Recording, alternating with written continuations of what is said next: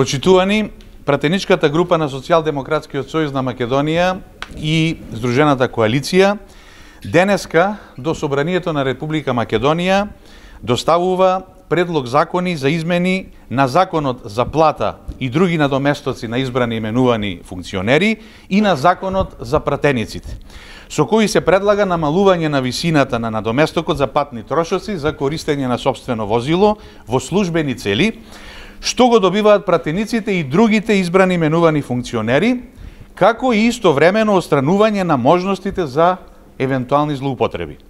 Интенцијата на пратениците од Социјалдемократскиот сојуз на Македонија е овој надоместок што го добиваат пратениците да се намали најмалку за половина.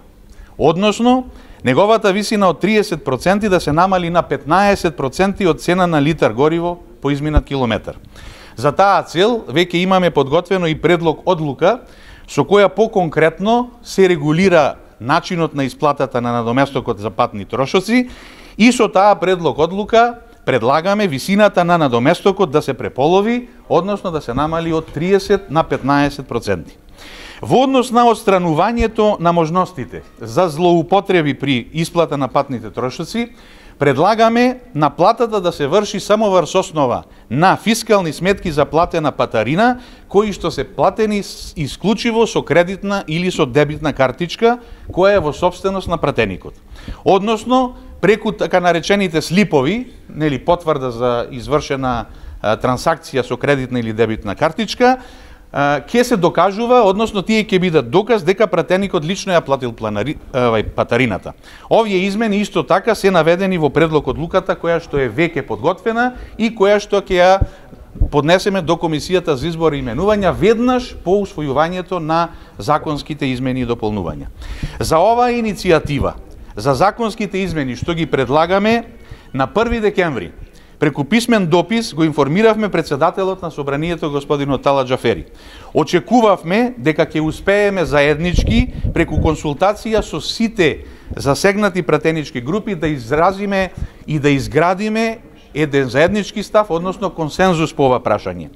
Во тој контекст беше и оставен периодот од еден месец, значи да има време господинот Џафери, онака како што најави, да даде предлог до парламентарниот институт да ги испита можностите на нашите доставени предлози, односно за консултации со другите пратенички групи, пред нашата пратеничка група да ги предложи овие законски измени.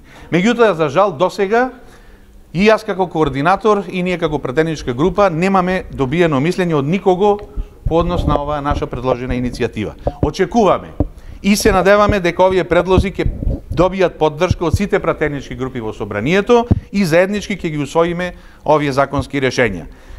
Ова го мислам пред се и очекувам во моментот кога ќе се врати опозицијата, значи заедно, консензуално да донесеме став и одлука околу ова прашање. Предлозите кои што како пратеничка група ги доставуваме, можеме да ги третираме и како краткорочно решение, а ние како пратеничка група стоиме отворени за понатамошни анализи, дискусии и предлози кои што ќе значат конечно решавање на и долгорочно решавање на ова прашање.